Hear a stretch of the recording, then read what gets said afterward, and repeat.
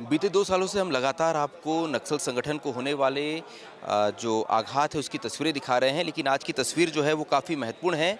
मैं सीधे इन तस्वीरों से ही शुरुआत करता हूँ। मेरे पीछे आपको नोटों के कई बंडल नज़र आएँगे। ये लगभग 3.60 करोड़ रुपए की राशि है।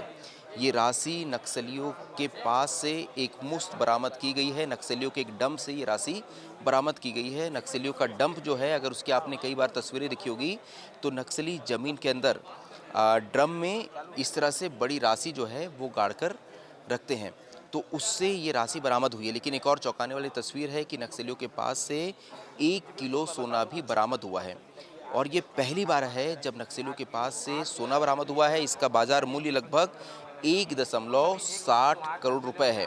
तो ये नक्सलियों ने सोने के बिस्किट के तौर पर ये जो सोने की बिस्किट है वो अपने साथ लेकर चल रहे थे, जिसे फोर्स ने फिलहाल उनके डंप से बरामद किया है। तो बहुत बड़ी मात्रा में फोर्स को कैश भी मिला, उनके पास से सोना भी मिला, और इसके अलावा बड़ी संख्या में हथियार भी जो है फोर्स ने बरामद किए हैं। तो एक बहुत बड़ी सफलता के तौर पे इसे पुलिस के लिए माना जा रहा है, क्योंकि जो हथियार नक्सलियों के पास से मिले हैं वो भी काफ़ी महत्वपूर्ण हैं।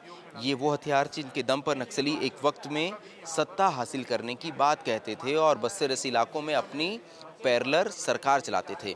इंसास, एलएमजी, AK-47 जैसी ऑटोमेटिक राइफल्स यहाँ आपको नज़र आएगी। साथ ही नक्सली जंगलों के अंदर अपनी देसी फैक्ट्री चलाते थे, जिसमें नक्सलियों ने इस तरह के बड़े बीजीएल लॉन्चर और बीजीएल सेल्स बनाए हैं। ये नक्सलियों का एक बहुत महत्वपूर्ण बीजीएल लॉन्चर है, जिसे सुरखा कहा जाता है। इसे भी नक्सलियों ने जंगलों के अंदर अपनी देसी फैक्ट्री में ही तैयार किया है। इसके अलावा यहाँ आपको बड़े बीजीएल सेल्स नज़र आएंगे। ये बीजीएल सेल जो है, एक एक सेल का भार जो है ये लगभग 5 से 10 किलो 12 किलो तक होता है, और इसके द्वारा अगर नक्सली किसी इलाके में हमला करते हैं, जिस भी जगह पर ये गिरता है वहाँ लगभग 10 से 20 मीटर के एरिया में ये बड़ा नुकसान पहुँचाता है। तो ये सारे नक्सलियों के हथियार हैं, लेकिन इस बार के जो समर्पण के बाद जो डंप बरामद हुआ उसमें सबसे महत्वपूर्ण और जो आकर्षण का केंद्र रही वो ये नोटों की गड्डियाँ हैं, क्योंकि 500-500 की नोटों की गड्डियों को जो आप जोड़ते हैं तो इसका कुल जोड़ आता है 3.61 करोड़ रुपए। तो ये पहली बार है जब नक्सलियों के पास से इतनी बड़ी मात्रा में एक साथ इतनी बड़ी राशि बरामद की गई है। ऐसा लगातार कहा जाता था कि नक्सली अपने संगठन को चलाने के लिए बड़ी वसूली करते हैं, और ये वसूली की राशि जो है ये कई 100 करोड़ों में होती है। लेकिन ऐसा पहली बार है जब नक्सलियों के पास से ये जो लगातार खबरों में जो बातें होती थी वो बातें आज सही साबित होती नज़र आ रही है, और एक बड़ी राशि जो है वो नक्सलियों के पास से बरामद की गई है। जी, तो ये क्योंकि बहुत महत्वपूर्ण तस्वीरें हैं, और मुझे लगता है कि इसके पीछे बस्तर के पुलिस अधिकारियों का एक बहुत बड़ा जो है संघर्ष रहा है। तो मुझे लगता है कि पुलिस के अधिकारियों से बात करनी चाहिए। मेरे साथ बस्तर के वो पुलिस अधिकारी यहाँ मौजूद हैं जिन्होंने लंबे समय तक बस्तर में इस एंटी नक्सल ऑपरेशन को संचालित किया और ये बड़ी सफलता जो है हासिल की है। सर, आज तो बहुत बड़ी और ऐतिहासिक सफलता मिली आप लोगों को। इतनी नोटों की गड्डियाँ तो मैंने पहली बार देखी है।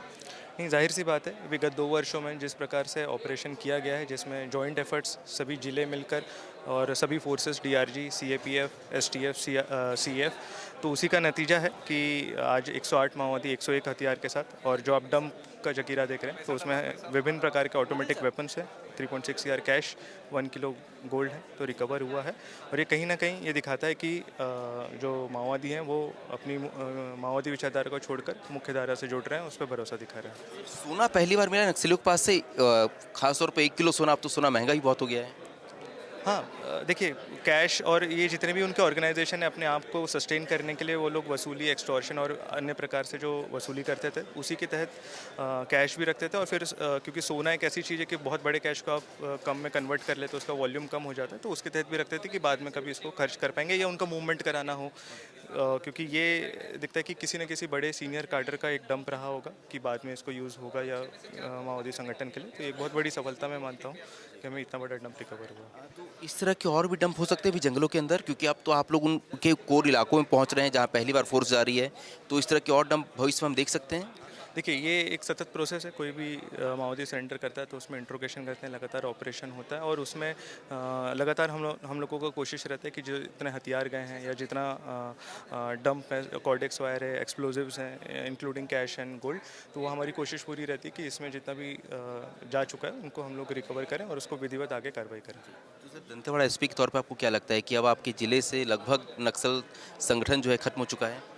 हमारे ज़िले से मैं कहूँगा कि विगत वर्षों से जो जिस हिसाब से काम हुआ है तो आज बहुत ही गिने चुने नक्सली रह गए, मतलब एक की संख्या में है और हम लोग कॉन्फिडेंट है कि जो हमारा लक्ष्य है हम उसको अचीव कर लेंगे। तो ये दंतेवाड़ा एसपी गौरव राज जी इनका साफ तौर पे कहना है कि ये जो नक्सलियों के पास से सामान मिला है, डंप मिला है, ये काफ़ी महत्वपूर्ण है और देखिए ये सोने की बिस्किट को जो है फिलहाल पुलिस वापस कलेक्ट कर रही है और इसकी जांच होगी। देखिए ये भी देखा जाएगा कि ये आखिर नक्सलियों के पास ये सोने की बिस्किट कैसे पहुंची, आखिर वो कौन सा सोर्स था जिसके माध्यम से उन्होंने अपने कैश को सोने के बिस्किट में कन्वर्ट किया और ये काफ़ी महत्वपूर्ण हो जाता है क्योंकि ये तस्वीरें जो हैं ये जो बरामदगी जो है इससे नक्सलियों के शहरी नेटवर्क के बारे में भी जो है पुलिस कुछ जानकारियां ले पाएगी। तो फिलहाल मुझे लगता है कि ये तस्वीरें आप तक पहुंचाना बहुत ज़रूरी था क्योंकि ऐतिहासिक तस्वीरें हैं। जैसे जैसे फोर्स नक्सलियों के अब कोर इलाकों में पहुंच रही है, जैसे जैसे नक्सल संगठन कमज़ोर हो रहा है, जैसे जैसे वो टूट रहा है, वैसे वैसे इस महत्वपूर्ण इस तरह की तस्वीरें जो हैं वो लगातार सामने आ रही है और साथ ही पता चल पा रहा है कि एक वक्त में नक्सल संगठन जो बस्तर में पैरेलल सरकार चलाने के दावे करता था वो कितना मजबूत था, उसके पास संसाधन के तौर पे इस तरह की बड़े कैश की मतलब धनराशि हुआ करती थी, इसके अलावा इस तरह के बड़े हथियार हुआ करते थे और यही वजह है कि ये लगातार दावा करते थे कि हम एक वक्त में इसी बंदूक के दम पर, जिस तरह की एलएमजी बंदूक है, इस तरह की बंदूकों के दम पर हम देश की सत्ता भी हासिल कर सकते हैं। तो फिलहाल ये वो महत्वपूर्ण तस्वीरें हैं, मुझे लगा कि तस्वीरें आप तक पहुंचाना बहुत ज़रूरी हो जाता है। तो मेरे कैमरे के पीछे हैं संजू राव, मैं हूं संजय ठाकुर और आप देख रहे हैं विस्तार डिजिटल।